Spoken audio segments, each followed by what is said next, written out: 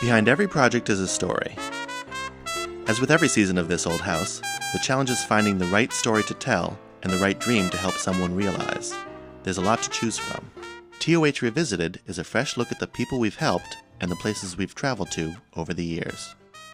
After Hurricane Katrina devastated New Orleans and the Gulf Coast, it was obvious to us we needed to put our energies there.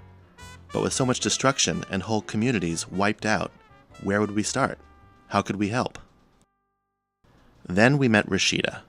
Rashida Ferdinand was an area artist whose house took on nearly 3 feet of the Mississippi River when the levee failed and flooded the lower 9th Ward. Like many of her neighbors, she's lived here too long to give up on things. I have to ask you, what compelled you to come back? You know, it's home. You know, I have roots here. I'm rooted here, and I feel like this is a place where I need to be. I need to bring what I know, my talents, my skills, my hands and my feet and my legs and my arms, and do what I can to rebuild my community. With an architect's plans in place, we started demolition. All right, let's get to it. This series will highlight some of the challenges you don't see played out on This Old House. In the case of New Orleans, the city's labor force was being pulled in 1,000 directions, and just finding a crew was difficult. We were relieved to find Carl Heith, a local builder who had worked with Rashida's family before. He would serve as the project's general contractor. I've lived in New Orleans all my life. I've worked in the backyard with my grandfather as a little kid. All we ever did was work on historical houses in the French Quarters, and then we moved on to the Garden District. Well, that knowledge of historic houses is going to pay off because we're in a historic district. Right. Finding Carl was a blessing, but then came the curse. With the strain on the labor pool, Carl couldn't keep his crews together, and the schedule started to suffer. Rashida had to fire him. So we don't have a licensed GC on the job site right now. I've been just taking over for the past couple of days, trying to make sure things keep moving. You want to just Rashida did plenty of work, often alongside our own experts.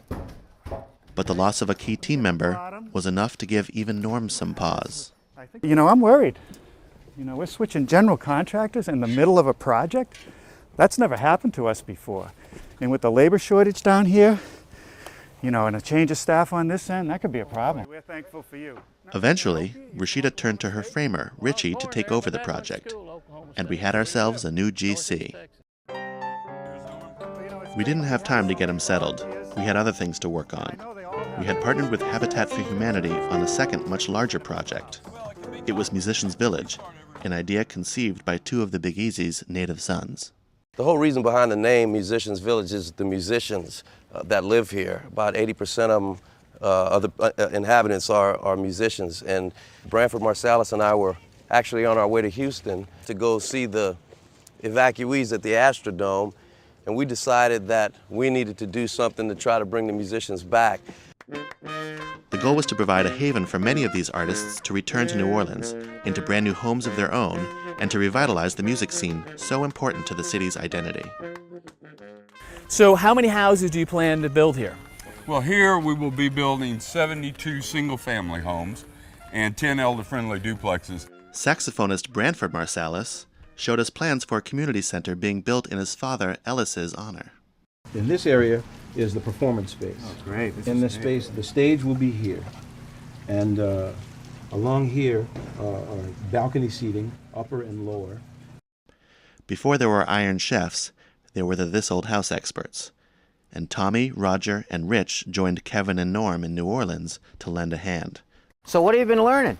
Everything from framing out houses, putting up some siding, doing a little roofing. That sounds like all outside work. Yeah. This is not a good day for outside work. Why don't we get you inside where it's dry and I can teach you how to do some trim work? Sounds great. Now everyone, when you work in the soil, let's take and fluff it up a little bit with a rake, and then level it out. But don't walk on it and pack it down. I want it nice and loose so that the roots can grow out into it.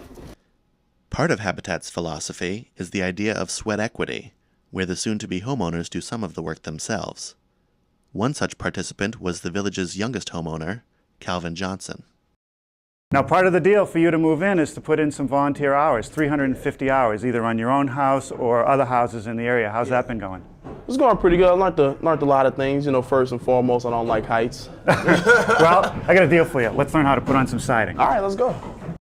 All right, Calvin, that's how you do it. You follow those steps all the way up, and it should come out great. Thanks, Don. Appreciate the lesson. All right. Beyond just hammering nails, there were plenty of moments to remind us of what the Musicians Village project was all about. The only thing I thought I could make an impact on was the musical community. I know these guys, and it just felt like a natural step.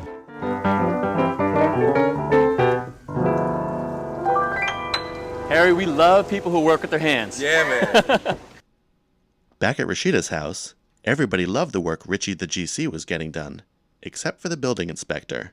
Turns out, the central stairway he had built was a total mess and had to be torn down. It was obvious Richie had to go. Even with that second major loss, things were still moving forward. Now, we used to only have one doorway, but now we have three. And this porch actually spans the original house, the old shotgun up front, as well as the new Camelback edition that we're putting on the back.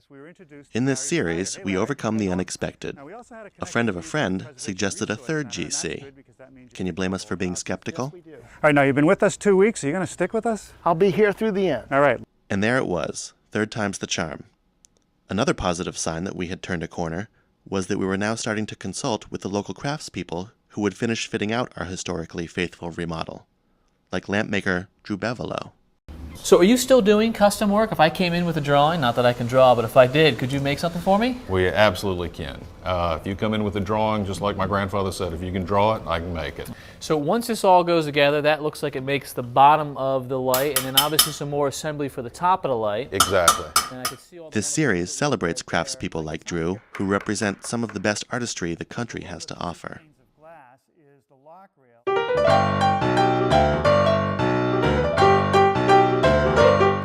Wow, look at this. And this is your family. As things neared completion, we took time to take stock. Yeah, this room looks great. Nice high ceilings. It matches the rest of the house. Now on the first floor, our first floor bathroom is finished. Now Rashida, our homeowner, is an artist and she works in ceramics. So she actually made this sink. Now that is the ultimate do-it-yourself project. As with every season, New Orleans was filled with amazing transformations, and this series offers viewers a chance to go along for the ride, enjoying the incredible results all in one memorable hour. So, in the end, Rashida was able to return to her neighborhood in what we hoped would be a sign of things to come. And Rashida, you are back. How does it feel? Kevin, it feels great to be back. And I'm so grateful and thankful to everyone who's given so much support to help me make this happen and be a part of this rebuilding process. And over in Musicians Village, we helped welcome Calvin into his new home. Calvin, these flowers represent beauty and renewal. May each day in your new home be filled with the same beauty and joy you bring to the lives of others. Oh, thank you, thank you. This Old House in New Orleans, just one collection of stories you'll see on TOH Revisited, a new show from the makers of This Old House.